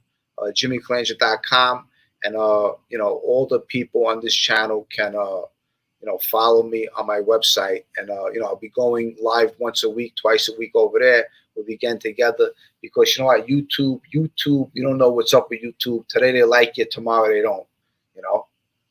Amen. That's the truth. YouTube is crazy, bro. Devon Grant, hey Jimmy, I hope everything is good with you and your family. Jimmy, how can I get some Beth Avenue merchandise? Well, you can go to my IG, send me a message on my IG, and we could go from there. And two, my website is up. Once JimmyClanger.com is up, then you could probably just order it right from there. But for now, you could go to my IG and send me a message. So what else is cooking with you? How's everything? Everything's good, man. Just me hitting it hard, trying to stay in shape, do what I got to do, and hopefully we'll be hearing from our friend that we had pizza with on another note. Oh yeah, PJ. Hopefully we hear from PJ soon. PJ, yeah, give PJ a shout out. PJ, my boy. PJ, we gotta get some pizza. That pizza was delicious, by the way. Oh my God, that was. Since I'm on this crazy diet, I don't eat a lot of the stuff I love. But that day, those margarita pies came out. I was like, "What diet? Show's over. You got me." You know me, I eat everything. Oh, that pizza was special, bro. John's Pizzeria. Let's give them a shout out. Who? It was John's Pizzeria in Square. What's that on 44th Street?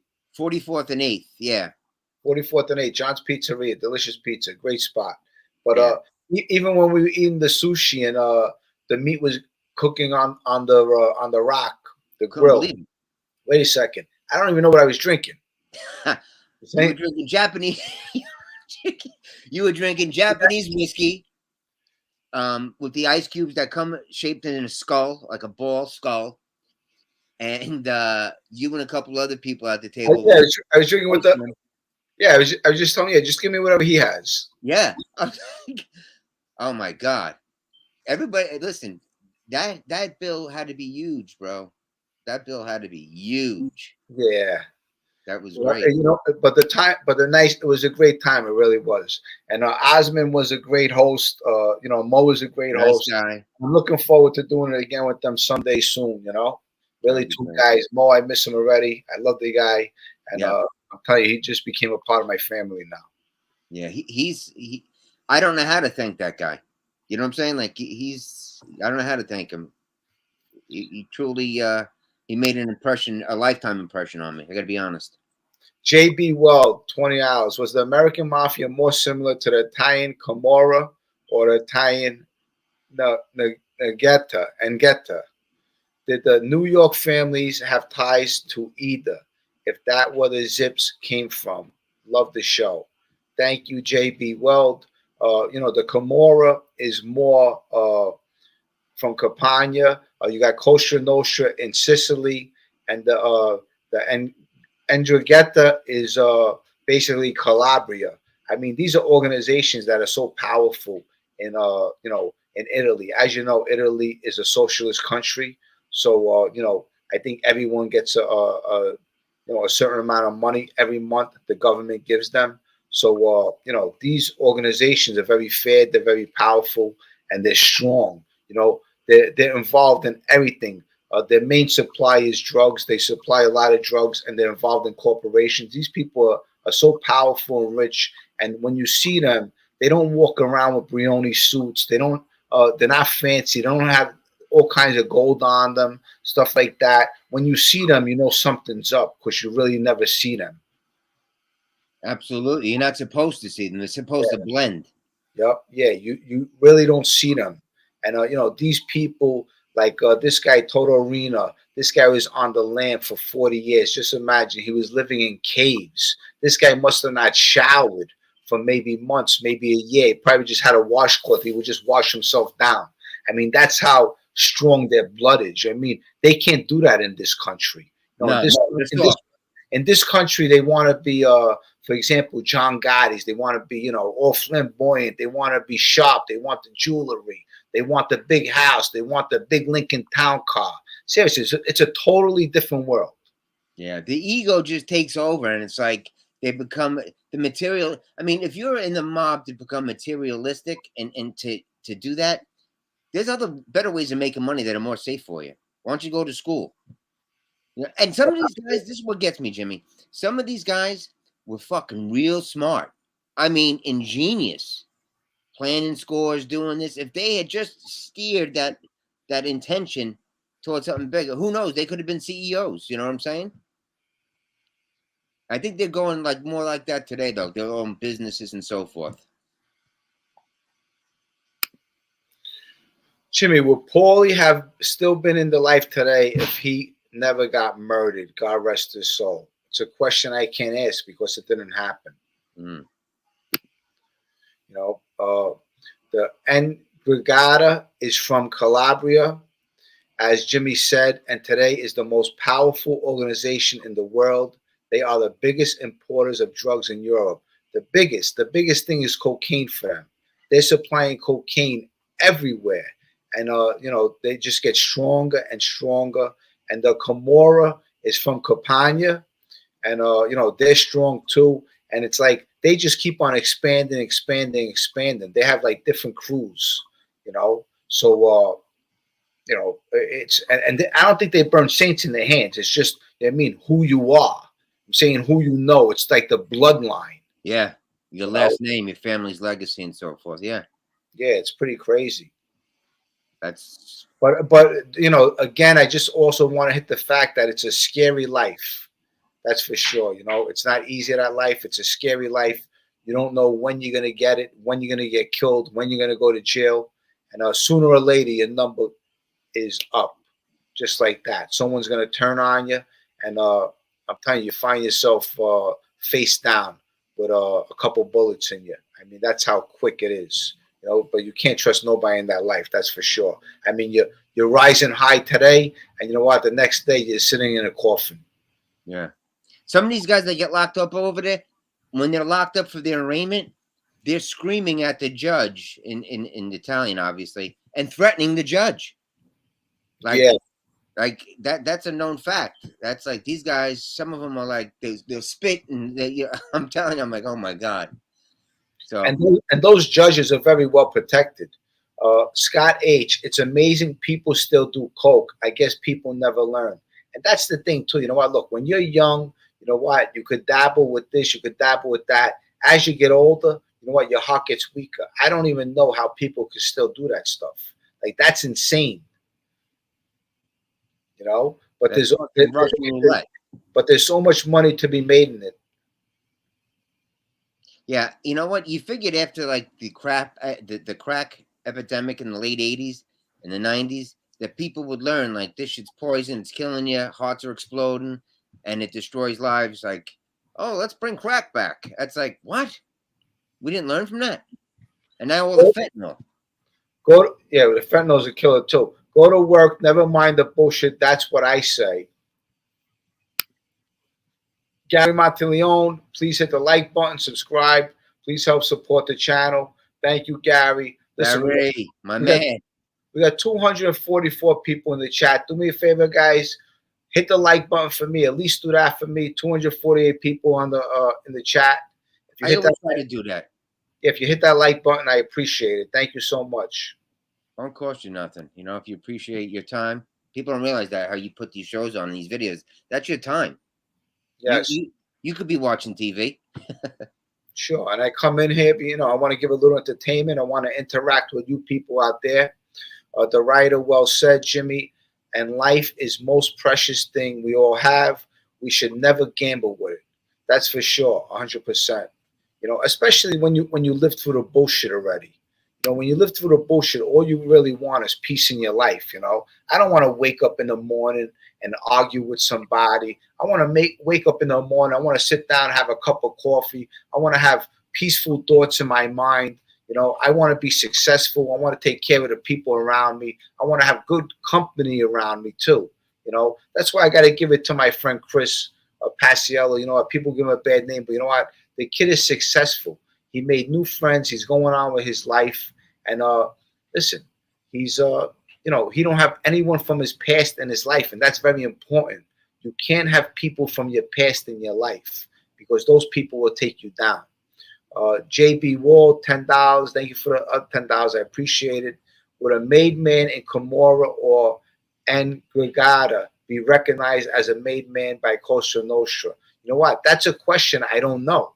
I mean, these are things that I would love to know, but I would tell you this. I don't know if they'd be recognized as a made man, but they would have big respect. That's for sure. Okay? And that's what it's all about, respect. You know, I don't know how that made stuff works with the Camorra and the Ndrangheta and all that other stuff, but they definitely would have respect. I know that. Yeah, who was the other guy that a boss flipped in Italy? Tommaso? There was some documentary I worked. Yes, Tommaso, yes. Yeah, he looked like Bob Guccione. That's who he looked like from fucking that magazine. But the truth of the matter is, bro, it's all a dead end eventually. You don't want to gamble your life away. You don't gamble with one thing. You don't gamble with your health, and you don't gamble with your family's health. Richard Morella. Jimmy, let's keep God in our lives today and always. Amen. Absolutely. You got to have faith. You got to keep God in your life because he'll give you the direction and the guidance you need. And I'm telling you, he'll make you stronger for sure. And, you know, he'll give you the mindset of what you have to do. You'll know what you have to do. Right? I like a God conscious. You live a right life. You know, it's not that we didn't make mistakes or we're not perfect. But if you have a God conscious, you know what? It's like just living your life right and helping the next guy or next girl or whatever. That's good attitude. Jimmy, stick to your program, buddy.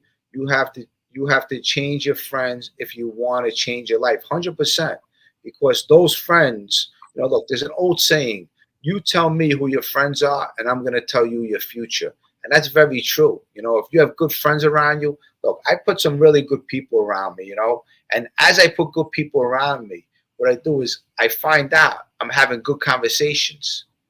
You know, all my conversations are good. They're not negative conversations. They're all positive conversations. And that's why, you know what I mean, I tell people, you know, I put good people around you. And I'm telling you, you'll be successful.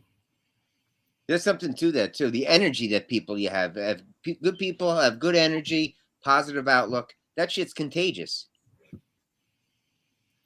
Nick Taroni, Jimmy, you made a good decision early in life by not taking that oath. Good for you. You know what? Look, I'm so glad I never had to take an oath. You know, I had a number 2 on my leg. I was a part of a gang, the Bad Avenue crew. Listen, I lost a lot of friends. I have a lot of regrets in my lifetime. I did a lot of bad things, nothing I'm proud of. But the man I am today, I'm a lot different than the man I was then. That's for sure. At that time, I was a kid. I went away at the age of 23 years old. I'm now 52. I'll be 53 this year. You know, every day I just want to make my crooked path straight. I want to do the right thing. I want to help other people. And you know what? While I'm here, I want to be useful towards others. That's what I want to do. I don't want to be remembered for the wrong thing. I want to be remembered for the right thing. It's not how you start, Jimmy. It's how you finish. Absolutely.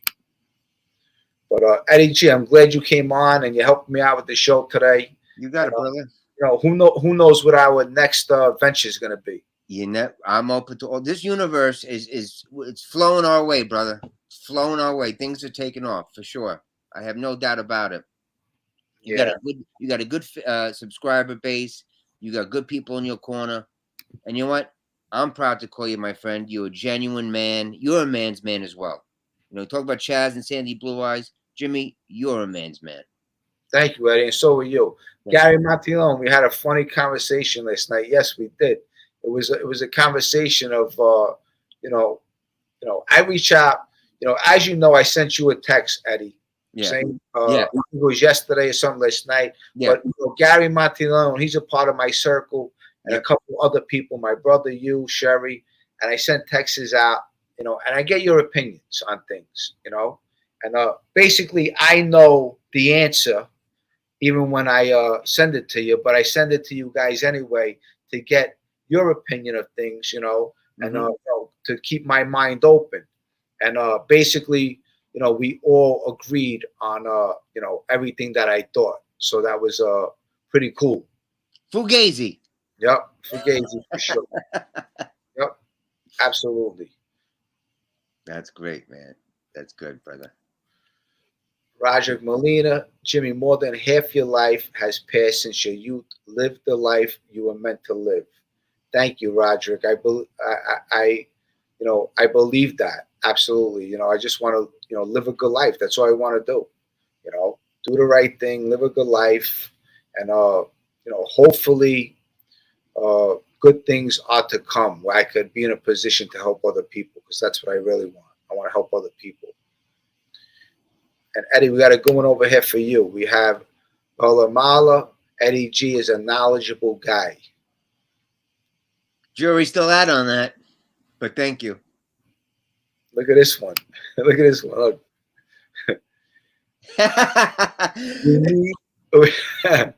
we need a Jimmy and Eddie hit the road travel spinoff. Oh my, like Bob Hope and Bing Crosby. You know what I'm saying? One of those numbers. Oh, those entertainers were the best. Dean Martin and Lewis. You could be Dean Martin. Yeah, those. But in the end, they didn't get along. Dean Martin and Jerry Lewis. Yeah. Right? They didn't talk for like 30, 40 years. Yeah. Who knows? Yeah. I love Dean Martin though. I loved his attitude. He was funny, I thought. Was he really drunk? Absolutely. He was really drunk, right? Because a lot of people say that there wasn't alcohol in that drink every time he drank. Loaded. Yeah, definitely. He was definitely a drinker. Listen, my uncle was out in LA one time, walked into a restaurant and said, nice guy, super guy, but he loved his sauce, man. That was his thing, his cigarettes and his sauce. Did you ever see the Johnny Carson show where Dean Martin is flicking his cigarette ash, into Georgie Gobel's water or coffee when he's not looking? He's talking to Johnny Carson. I tell you, Johnny Carson, I used to love that show. It's funny. I watch him, Jimmy. I watch him on reruns, and I just like listen to his monologue for my comedic, you know, entertainment. And it's like some of his stuff holds up. He was quick-witted. He was sharp. And that's like, I don't know. It's sad watching it because it's gone now, you know? Nick Taroni, you're a genuine man, Jimmy. I've been following from the start. Keep doing what you're doing. I became a fan. Thank you. I'm a fan of yours too, Nick. I appreciate it. I want to read this right here. Let's see what this says. Carmine Galente, wish you the best in life, Jimmy. As long as you don't speak to the Gotti family and their jockeys, they will never kill me. Carmen Galante. I tell you, you know what? But some people are comical. I'm saying the the comments they make. I wish I had my glasses on. I could see some of them. I can't see a damn thing. Gary Monteleone, Dean had a golf tournament in Tucson back in the 70s. He was juiced up pretty good. I mean, that's what he was known for, right? He always had a drink in his hand. Always. And all the old timers, they always had a cigarette in their hand too. Always. If you didn't have a cigarette, you weren't cool. Yes, this is true. It was part of the I don't know, it was part of the outfit, you know what I'm saying? They had cigarette case. Now, meanwhile, I remember watching some commercials from back in the 50s, and these doctors with lab coats would be doing cigarette commercials. A Camel really relaxes me after I do surgery. And it's like, what? What the fuck? I'm like, that's funny. They say Johnny was a mean drunk, supposedly too. Johnny Carson. Yeah, I read a book about him. Yeah, he liked his sauce. He was a little standoffish too. He didn't. It was hard to get close to him. He'd only came alive on his show. I read a book that his lawyer wrote years ago. It's pretty detailed. Yeah, I think all the old timers back then drank a lot. I mean, Sinatra, Sammy Davis. I think they all drank a lot of liquor. I mean, over here, said Gary Monteleone. He goes, Lee Marvin lived here too, and he was known in town for loving his drinks. Good actor, Lee Marvin. Hey, there you go. Salute. Salute. Salute. We're drinking now too. Grey Goose. The goose is loose. Grey Goose. Let's see. A couple more comments. If you weren't drinking back then, you weren't working. Cutty Shark was a mandatory business expense. That's the other thing. The bars. The bars back then were like another sublet of the neighborhood. In my neighborhood, there was a bar almost on every other corner. Oh yeah, absolutely. And back then, I think the drinking age was 18.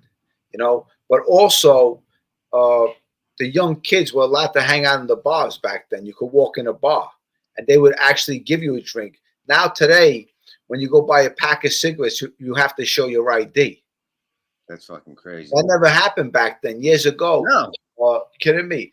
My father would tell me, go to the store, or just tell me you want a pack of cigarettes. I was a young kid. Yeah, can I have a pack of Marlboro? And I'd be like maybe 8 years old or something, and they give you the pack of cigarettes. Yep. It's like that old joke my grandfather used to say, if I had to live life over, I'd live over a saloon. Yeah. But there was something about those times that were really good times, I mean, I think it was the people. People were different back then. I think they had a little more something to them, some spunk, some class to it, more little respect. They were different. You grew up a little more harder. What's that saying? I love this saying. Hard times create hard men. Hard men create soft times. Soft times create soft men. And a lot back then, those guys were a lot harder, and they created soft times. And look at this past 20 years. Life is rich in this country. Everyone's doing this. Everyone's millionaires.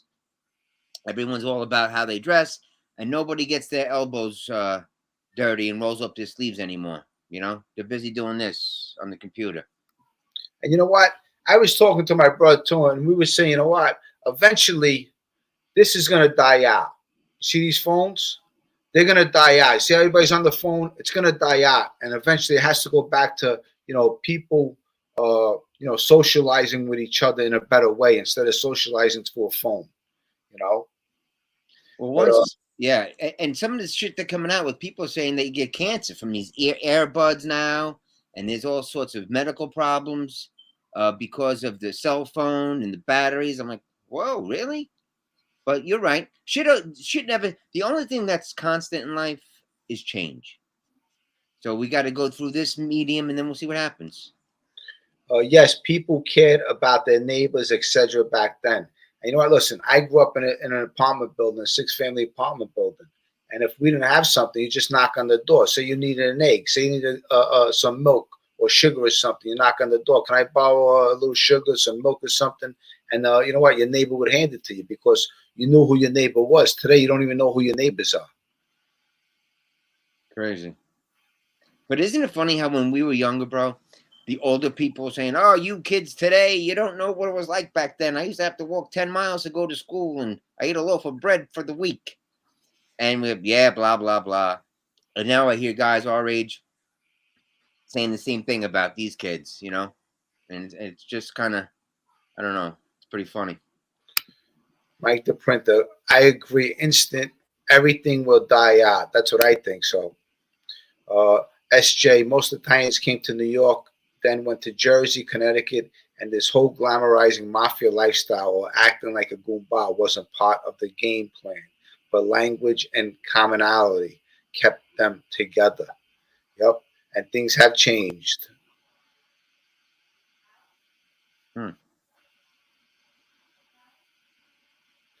But yeah, all right. So listen, we're in this for an hour, 15 minutes. Wow. Yeah. Eddie G, I appreciate you coming on. Thank you so much. Thank you for having me on, and thank you for everybody for showing up for Jimmy and hitting that like button once again. I appreciate that. I wish I could read some of the comments. Some of them are hilarious, actually. But thank you, Jimmy. Let me read this last comment. Matthew Gordon, Jimmy, I love your mob stories before bed. I've been watching mob docs for years, way before all these channels. My ex-wife hated it. That's why she's your ex-wife.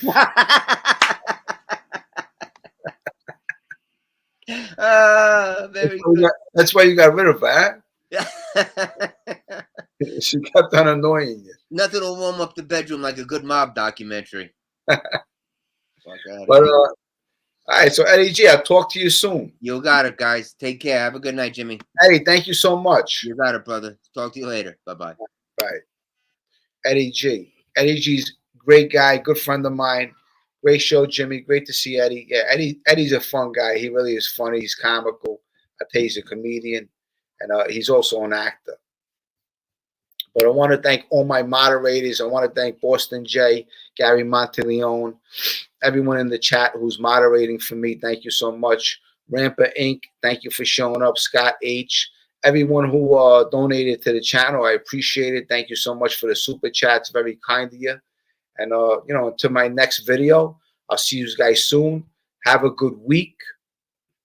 Hopefully tomorrow I'll give you a Bath Avenue story. I haven't been giving you Bath Avenue stories, but I got to give you guys a Bath Avenue story tomorrow for sure. I have to, okay? I love you guys. Thank you so much for being so kind and showing up. We hit 240 people in the chat. You know what? It might not seem a lot, but listen, it's a lot for me. Thank you for watching. And listen, I hope I get to see you guys soon again. Love you guys. Stay safe and God bless. Bye, guys.